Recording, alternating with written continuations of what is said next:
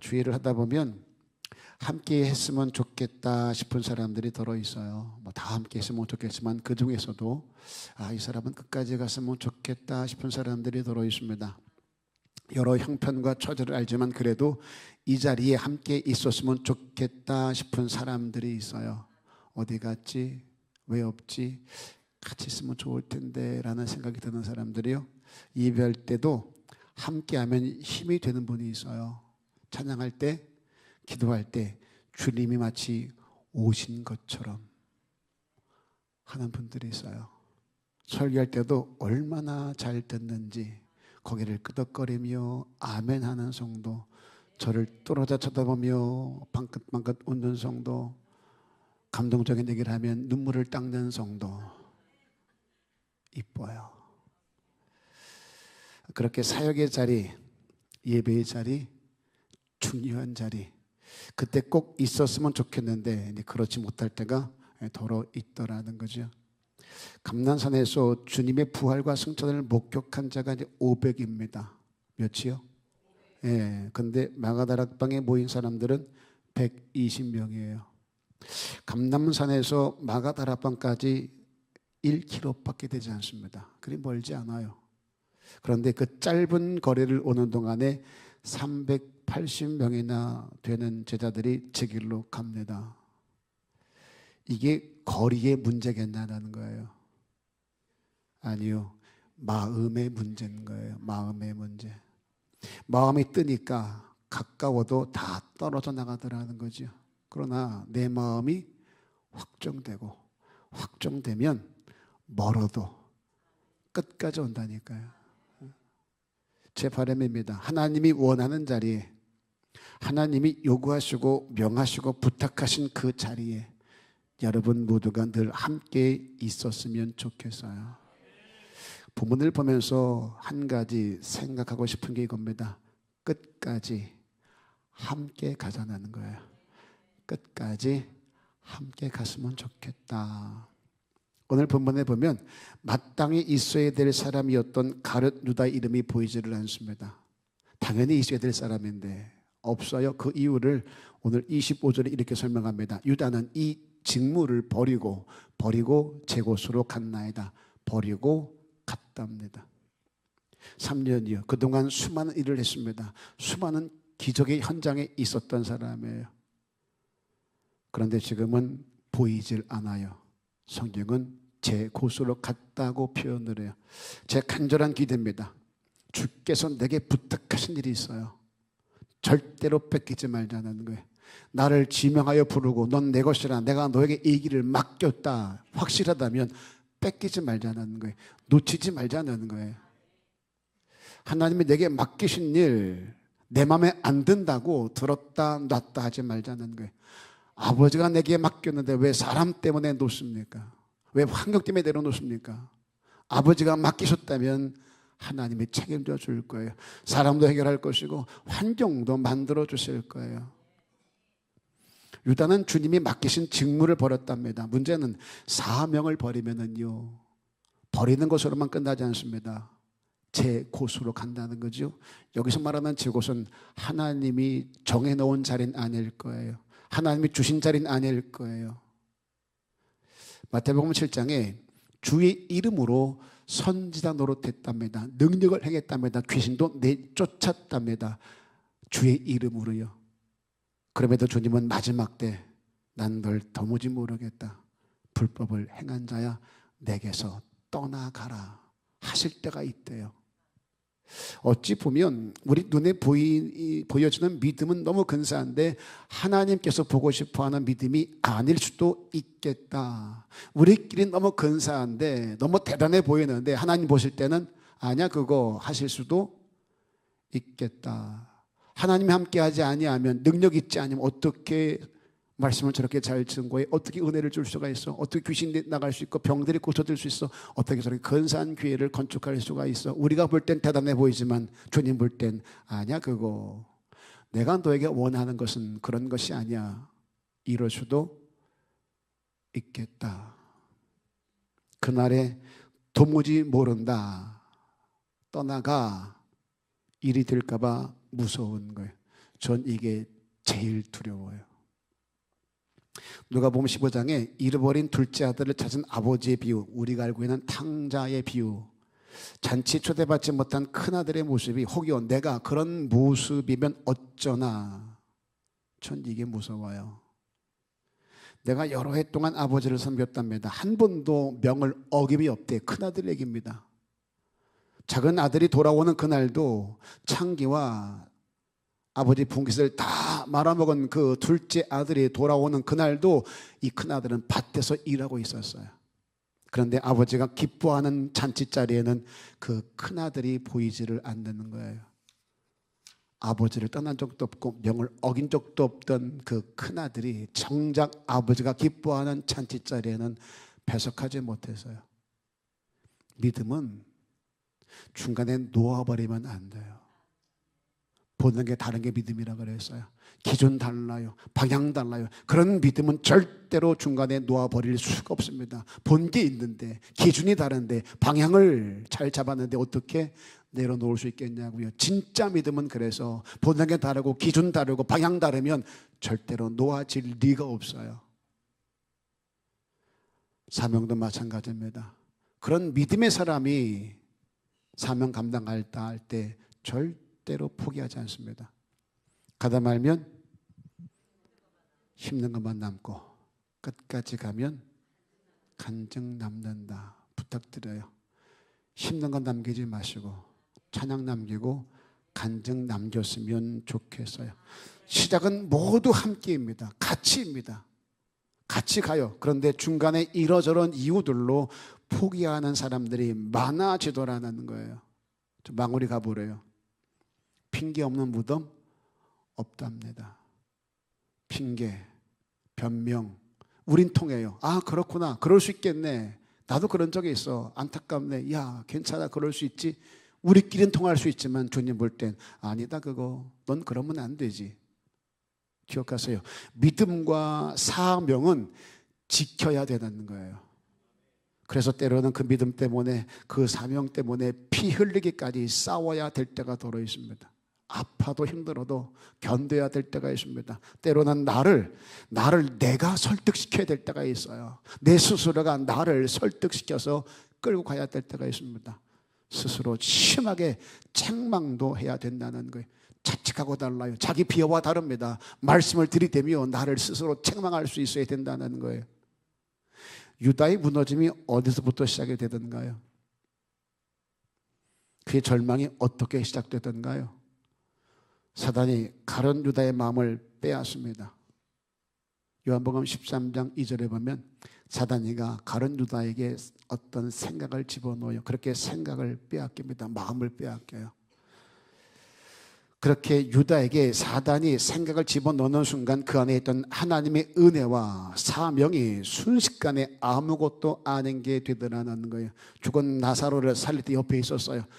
물고기 2마리, 보리떡 5개로 5,000명을 먹이던 현장에 있었던 사람이 가룟 유다입니다. 그런데 사단이가 생각을 집어넣으니까 그 모든 것들이 아무것도 아닌 게 되어버리더라는 거예요. 잘 보세요. 유다의 마음이 왜 이렇게 망가졌을까요? 예수님의 처사가 자기 마음에 안 드는 거예요. 서운한 거예요. 내가 다 버리고 너를 쫓은 까닭은 좀 뭔가 근사한 일을 이루었으면 좋겠는데, 로마를 정복시키든지 민족의 구원을 이루든지 좀 근사하게 높은 데 올라가서 나라를 뒤엎고 주권을 되찾고 또 보살에 올라가 우리를 좀 근사한 정부 요직에 세워주든지 뭐 이런 걸 기대했을 거예요.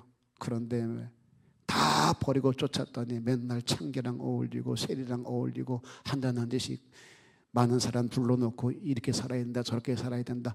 마음에 안 드는 거예요. 왜 꼭 저렇게 해야만 될까? 서운해요. 그렇게 마음이 상하니까 은혜와 사명이 약해지더라는 거예요. 무릇 지킬 만한 것보다 내 마음을 지키라. 감격이요, 감동이요, 사명이요, 뭐 깨달음이요, 열정이요, 다 어디 있어요? 마음에 있어요. 생각에 있어요. 그런데 그 마음을, 그 생각을 사단에게 뺏기니까 무너진 것은 순식간이요. 썩은 고목나무 쓰러지듯 그냥 무너져 내리더라는 거예요. 너희 안에 이 마음을 품으라. 곧 예수의 마음이니 품으라. 그냥 되지 않는다는 거지. 지킴에도 싸움이 있어요. 지킴에도. 싸운다고 지켜져요? 분명히 주님 뭐라 그래요? 하나님께서 내가 세우지 아니하면 세우는 자의 수가 헛되고 내가 지키지 아니하면 지키는 자의 깨어있음이 허사다라고 말하잖아요. 지킴에도 싸움이 있는 것처럼 품는 것에도 처절한 영적 싸움이 있어야 된다는 거예요. 엘리야 보세요. 죽기를 구할 정도로 침체기가 있었습니다. 항상 올라가기만 할까요?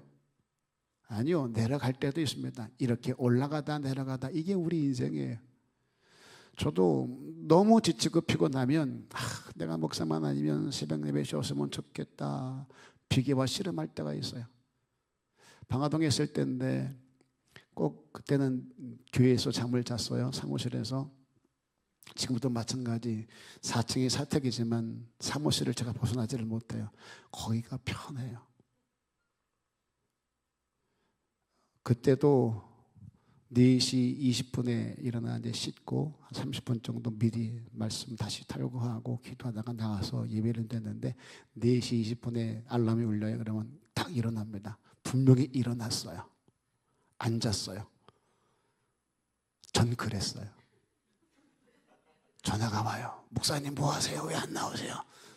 5시 3분이에요. 큰일 났다. 나 아프다 그래. 나 못 일어난다고 그래. 그럴 수 없잖아요. 그러면 헐렁 대충 이러고 나와가지고 비몽사몽간에 그럴 때가 있어요. 오늘은 진짜 힘들다. 그냥 쓰러졌으면 좋겠다. 제가 메니에르라는 병이 있어요. 갑자기 어지럼증이 오면은 그냥 쓰러집니다. 이런 때 메니에르 증상이 나타나서 못 일어났으면 좋겠다 싶을 때가 있어요. 너무 힘드니까. 어떨 때는 수요예배나 금요예배 때 집사람에게 당신이 한번 해라. 간증을 하든지 뭐 설교를 하든지 올라간 내 흉을 보든지 한번 네가 가서 해봐라. 그러고 싶을 때가 있어요. 그래서 야 그래라 농으로 하면 그러면 집사람이 힘드시죠. 제가 어떻게 목사님을 대신해요. 목사님의 탁월한 설교를 기다리는 성도님들을 생각하시고 힘내세요. 그러면 얼마나 은혜스러워요. 근데 저를 빤히 쳐다봅니다. 목사님 금식할 때가 됐나 봐요. 여러분 항상 충만하게만 해요? 항상 뜨거워요? 항상 올라가요? 아니요. 항상 은혜스럽기만 합니까? 영적 슬럼프가 다 있어요. 천하의 엘리야도 죽기를 구했었는데 하물며 우리겠냐는 거예요. 그것과 싸우는 게 너무 힘들고 어려웠는 거예요. 오늘은 진짜 쉬었으면 좋겠다. 금요 기도에 내가 빠지면 빈자리 생기겠지만 그래도 오늘은 좀 쉬었으면 좋겠다 싶을 때가 있어요, 없어요? 있어요. 인생을 바둑에 비유하는 분들이 있습니다. 한 수를 잘못 두면 대마가 죽는다면서요. 전 바둑을 못 둬요. 그래서 볼 줄도 몰라요. 바둑은 몰라요. 그래서 바둑을 두는 분들이 그래요. 한 수를 잘못 두면 대마가 죽는데 대마가. 그런 경우가 있답니다. 인생을 바둑에 비유하며 한 번 결정 잘못하면 인생 쫄딱 망한다. 비유하는 분들이 계세요. 또 인생을 줄타기에 비유하는 분들도 있습니다. 줄타기 아시지요? 한 번 삐끗하면 그냥 떨어지면 끝난다. 한 번 삐끗하면. 인생도 그렇지만 신앙도 마찬가지예요. 매사가 줄타기예요. 그냥 간다고 갈 수 있는 길이 아니더라고요. 떨어질 일이 얼마나 많은지 몰라요. 한눈 팔면 조금만 삐끗하면 그냥 떨어지는 거예요. 주님이 붙잡아주지 아니하시면. 잠깐 한눈 팔면 잠깐 맘 뺏기면 그냥 떨어져 버리는데 그 다시 올라가기가 왜 이렇게 힘들고 어려운지 몰라요. 추락은 너무 쉬운데 다시 기어 올라가는 게 얼마나 힘들고 어려운지. 그래서 안 떨어지기 위해서 길을 쓰고 몸부림치는 거예요. 그렇게 견디고 버텨보는 거예요. 그래서 여기까지 온 게 오늘 저와 여러분들 아닌가요? 옆 사람하고 인사합니다. 옆 사람 보세요. 보낼 때 수고 많았어요. 애 많이 썼어요. 진짜요. 옆에 있는 사람들 만만하게 보지 마세요. 여기까지 왔다는 것은 대단한 사람들이에요. 방화동에서 별일이 없었겠어요? 그러면 토당동은 별일 없었겠어요? 거기나 여기나 뭐가 다르겠어요? 영적인 싸움이 얼마나 치열했겠어요? 특히 토당동에 있는 분들, 이 아름다운 교회를 건축하려고 얼마나 힘들었게요. 방화동은 작지만 그래도 오지에 교회를 세우겠다고 캄보디아, 우간다 왔다 갔다 하며 학교를 세우고 병원 세우고 이건 또 쉬웠겠냐고요. 여기까지 온다는 게 마음이 맞기는 맞아요. 방법이 다르고 색깔이 다르고 그러다 보니 그 말 한마디에 상처받을 때가 얼마나 많이 있습니까? 당부드립니다. 그렇게 여기까지 왔으니 끝까지 떨어지지 말자고요. 왜 이렇게 더뎌? 그래도 떨어지지는 말자고요. 더디더라도 떨어지지만 말고 붙어만 있어 보라는 거예요. 왜 이렇게 힘들어? 그래도 버텨보라는 거예요. 어떻게든 떨어지지만 않으면 끝까지 버티면 어느 날 어느 시에 간증 만들어져요. 왜? 하나님은 그런 분이시니까. 우리 입술로 간증을 하게 하실 분이시니까. 전 이게 조금도 의심이 되지 않아요. 그러니 끝까지 함께 가자고요. 자, 또 하나 준비된 자가 되자는 거예요. 준비된 자가. 자, 가룟유다가 그렇게 재결을 갔어요. 있어야 될 사람이 어떤 이유에서인지 떨어져 없습니다. 한 사람을 뽑아서 빈자리 채우자는 거예요. 야, 유다 없지 않냐? 우리 12명인데 하나가 비네. 채우자. 그렇게 봉사와 사도의 직무를 하게 하자 그랬습니다. 그런데 그 자격이 뭐예요? 항상 우리와 함께 다니던 사람 중에라고 얘기를 해요. 첫째 조건일 겁니다. 항상 우리와 함께 다니던 사람 중에. 오랜 날 동안 항상 함께 다니면서 다른 사람에게 인정받는다는 게 쉽겠냐고요. 12명은 제자이니까 그렇다고 쳐요. 그런데 12명에 속하지 않은 그 누군가가 항상 주님과 제자와 함께 있다는 거예요. 12 제자에 속하지 않은 사람이 항상 함께 한다는 것도 쉬운 일은 아니지요. 그런데 두 사람이 나왔어요. 요셉과 마띠아. 한 번도 언급이 없던 사람들이에요. 복음서에 나오지 않던 사람들입니다. 다시 말해 누가 알아주지도 않았어요. 그럼에도 예수님이 좋아서 끝까지 함께 했던 사람들. 그러면 이 사람들은 나사로 살릴 때 없었을까? 오병이어 그때 없었을까? 제자들은 바구니 들고 다니면서 거두고 나눠주고, 야 근사하지 않냐? 어깨 올라가고 뽀대나고 환호 받을 때 예수님 옆에 서가지고 어깨 으쓱하고 그러지 않았을까? 그런데 이 사람들은요 이름 자체가 없어요. 그러다가 그렇게 따라다니다 보면 포기할 만한 상황이 얼마나 많았겠냐는 거예요. 위기는 또 얼마나 많았을까요? 그럼에도 한결같이 항상 함께 했다는 거예요. 목회하다 보니 정말 고마운 것은요 오래 함께 해주는 거예요. 항상 같이 가주는 거예요. 있어야 할 자리에 언제나 있어주는 거예요. 제가 방화동에 있을 때 어떤 집사가 그랬어요. 목사님이 뒤를 돌아보았을 때 그 뒤에 제가 있을게요 라고 했던 집사님은 너무 감사했었어요. 힘이 됐었어요. 이 얘기 많이 했죠. 그래서 내가 제일 고마운 게 그거다. 목사님 뒤를 돌아볼 때 항상 그 자리에 있을게요. 근데 떠났어요. 편지 한 장 달라고 주고 떠났어요. 너무 마음이 아픈 거예요. 그때 그 마음 진심 아니었을까? 진심이었을 거예요. 그 마음이 그랬을 거예요. 목사님 끝까지 같이 갈게. 목사님 뒤돌아보면 나 있을 거야. 염려하지 마. 그 마음 진심이었을 거예요. 그런데 가다 보니 떠날 수밖에 없는 상황, 환경이 만들어졌다는 거예요. 이게 쉽지가 않아요. 제가 그런 말을 자주 해요. 내가 관뚜껑을 덮든지 그쪽에서 내 관뚜껑을 덮든지 여하튼 관뚜껑을 덮을 때까지 함께 가자 라는 말을 자주 해요. 마음이 그래요. 같이 갔으면 좋겠다. 항상 같이 있어야 될 자리에 언제나 있어주는 사람이 너무 좋아요. 그만큼 힘이 되는 게 없어요. 옆 사람에게 이렇게 환하게 미소 지으며 손을 못 잡겠지만 잡을 수 있으면 꼭 잡아주면서 이렇게 한번 얘기해 봅시다. 내 옆에 있어줘서 고마워요. 이렇게.